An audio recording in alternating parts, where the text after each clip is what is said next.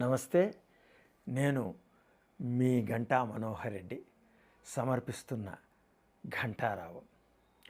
కవిత్వానికి ఆక్రమణానురక్తి, కవిత్వానికి ఆక్రమణానురక్తి, అణువణువును అక్షరీకరించే ఆసక్తి. దీని అర్థం తెలుసుకుందామా?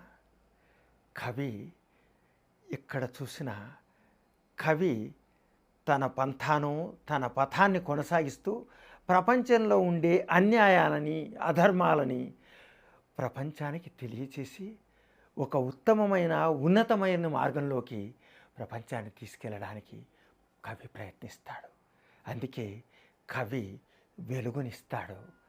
కవి లోకానికి వెలుగునివ్వటమే కాదు, లోకంలోని శోకాన్ని తొలగించే ప్రయత్నం చేస్తాడు. అందుకే ఎక్కడ ఏ చిన్న విషయమా పెద్ద విషయమా అని పట్టించుకోకుండా అందులోని అంశాలను బట్టి, అందులోని అంతఃసారాన్ని బట్టి, అందులో ఉండే అధర్మాన్ని బట్టి దాన్ని కవిత్వీకరిస్తాడు. అందుకే శ్రీశ్రీ గారు కవిత్వం గురించి చెబుతూ ఏమన్నారు?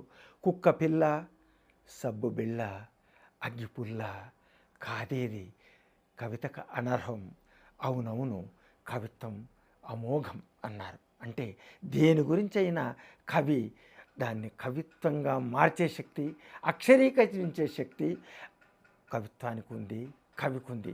అందుకే ఎప్పుడైనా కవి ప్రతిపక్ష పాత్ర నిర్వహిస్తూనే ఉండాలి.